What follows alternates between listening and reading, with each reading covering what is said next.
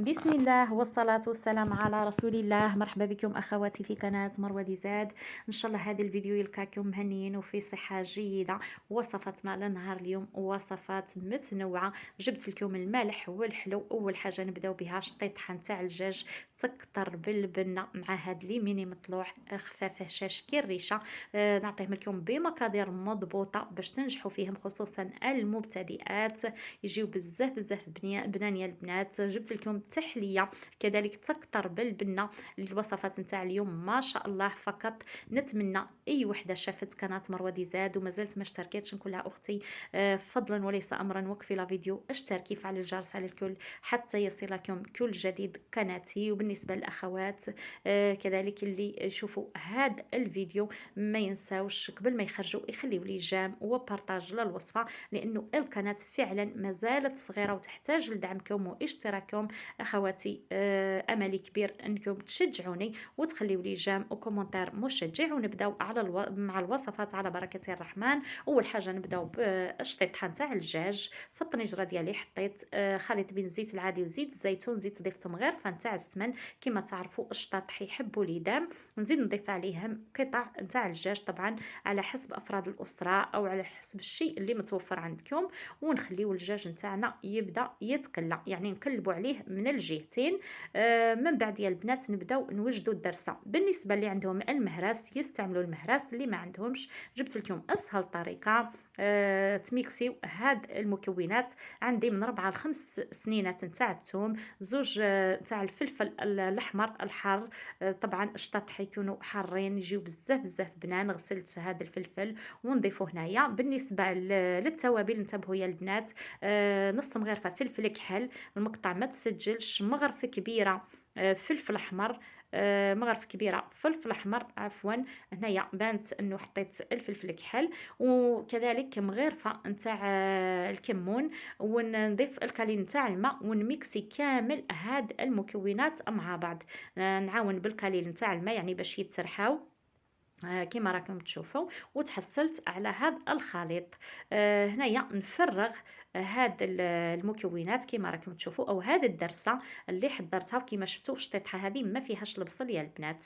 طبعا كاين اللي في بلاصه الكمون يحطوا الكرويه، انا ضفت القليل نتاع الكمون وجات بزاف بزاف بنينه. نخليهم يتكلاو مع الدرسه.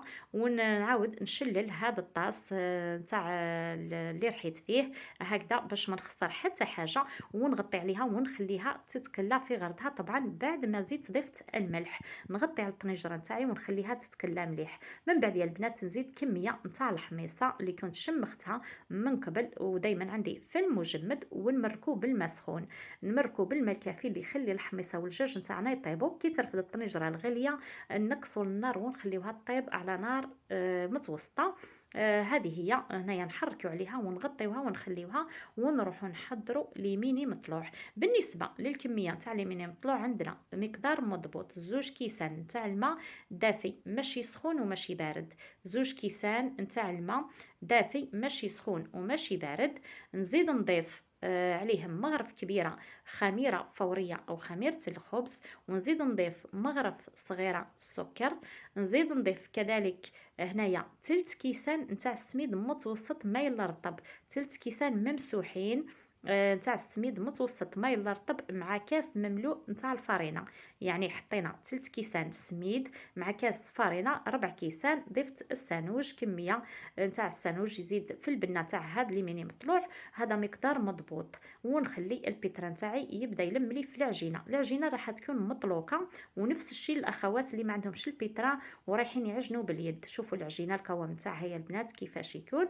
هنايا نضيف الملح الكميه الكافيه ونزيد نلم العجينه تاعي للمره الثانيه. ونفس الشيء يا البنات بالنسبه للاخوات اللي ما عندهمش البيترا يلموا العجينه تاعهم، راح تكون مطلوقه.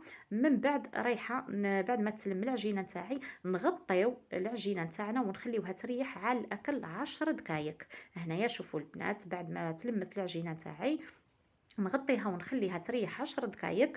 نفس الشيء بالنسبه للاخوات اللي ما عندهمش البيترا. شوفوا العجينه تاعي هنايا كيفاش ريحت وبدات تختمر. في هذا الوقت نبدا ندلك فيها. هنايا خليتها تتدلك مليح مليح واحد 6 دقائق او 7 دقائق يعني متواصلين.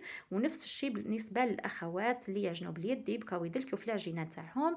في هذا الوقت زدت لها مغرفه نتاع المارغرين طريه بحراره الغرفه، ونخلي المارغرين تاعي حتى تدخل في العجينه. نخلي البيتران تاعي يعجن.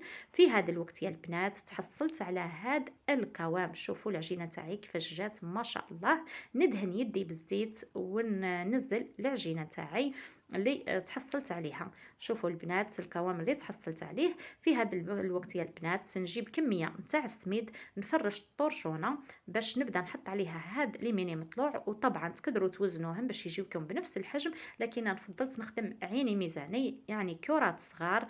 ندهنوا يدنا بالزيت لانه العجينه راهي تلسك، ونرمضوهم في السميد. شوفوا البنات الطريقه. وعلى طرشونه مباشره نرمضوهم مليح في السميد نحلوهم. شوفوا نحلوهم بهذا الشكل حتى نكملوا كامل الكميه اللي عندنا. وهذه الكميه خرجت لي ما شاء الله. شوفوا الكميه اللي خرجت هذه. في هذا الوقت نغطيهم ونخليهم يخمروا قبل ما. وطبعا كي نشوفهم بدا يتضاعف الحجم تاعهم نحطوا الطاجين تاعنا يسخن مليح. لازم الطاجين يسخن مليح ونبداو نطيبوا فيهم يا البنات. نبداو نرفدوا بالحبه ونحطوهم يطيبوا كي تشوفوا طبعا. وكامل تعرفوا طيبوا المطلوع يا البنات. هنايا راح نقلبهم معاكم باش تشوفوا كيفاش جاو ما شاء الله. تحصلت على نتيجه ولا اروع. اهم حاجه خليوهم يخمروا مليح باش يعطيوكم النتيجه المطلوبه. شوفوا كيفاش خمروا كيفاش جاو اخفاف هشاش ريشه. وتحصلنا على هذه النتيجة يا البنات الرائعة اللي شفتوها في أول الفيديو. نكمل طيابهم ونروحوا للتحلية. بالنسبة للتحلية سهلة سريعة التحضير. عندي كم علبة نتاع البسكوي رحيتها كما راكم تشوفوا. علبة نتاع البسكوي رحيتها. ونجيب كاسرونة نحط فيها كمية نتاع المارغرين ندوبها. وطبعا أنا دايما كي نحب نبسس البسكوي نتاعي نزيد له مغرفة نتاع التوفية هكذا باش المارغرين ما تدهمش. ونحطهم على النار يذوبوا. وكي يذوبوا طبعا الكميه تاع المارغرين تكون اكثر من التوفيه. هنايا نبدا نبسس. واذا لقيتوا الكميه تاع المارغرين قليله زيدوا ذوبوا. المهم المارغرين عفوا البسكويت تاعكم لازم يتبسس مليح. هنايا نجيب السرسو اللي رايحه نحضر فيه، او كل وحده تقدروا يا البنات اللي ما عندهاش هذا السرسو تحضرهم في ليفيرين. هذا البسكويت تحطوه في القاع تاع ليفيرين تاعها ومن بعد تكمل باقي الطبقات. نضغط مليح كما راكم تشوفوا بهذا الشكل وندخلها للمجمد ونخليها حتى نوجدوا الكريمه. بالنسبه للكريمه عندي نص لتر نتاع الحليب. راح نعطيكم مقدار مضبوط. ضفت عليها 4 مغارف كبار نتاع السكر وجات الحلاوه جد مضبوطه يعني ما جاتش حلوه تقهم. 4 مغارف نتاع السكر، 2 مغارف كبار بومبي، 2 مغارف كبار بومبي او 3 مغارف ممسوحين، 2 مغارف كبار بومبي او 3 مغارف ممسوحين نتاع النشا، حبه نتاع البيض كامله. ونخلطو بارد في بارد بلا ما نساو مغرفه صغيره نتاع لافاني.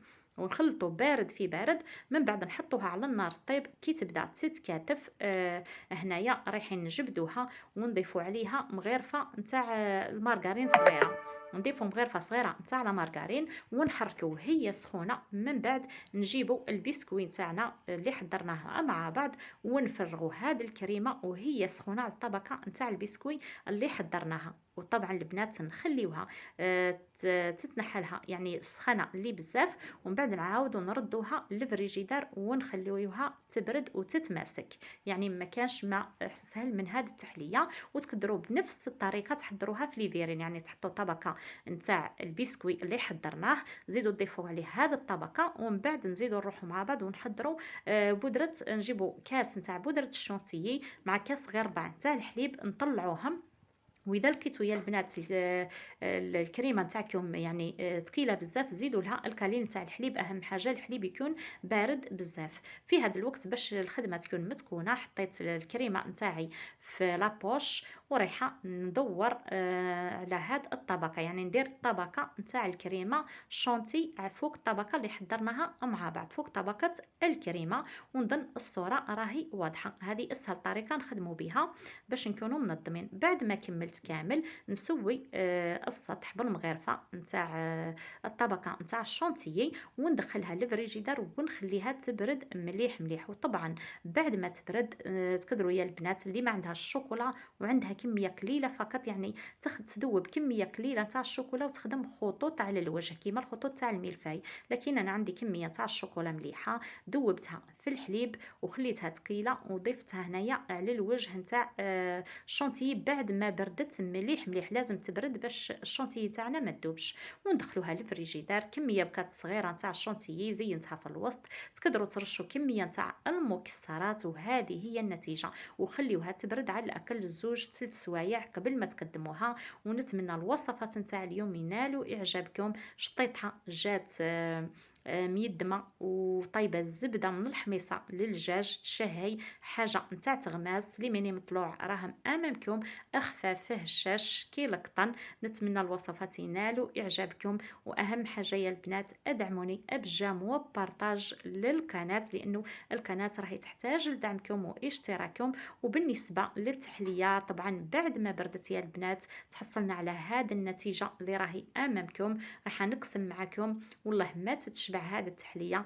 جام بارطاج للوصفه، وما بقى لي غير نقول لكم السلام عليكم ورحمه الله مع وصفات اخرى من قناه مروه ديزاد.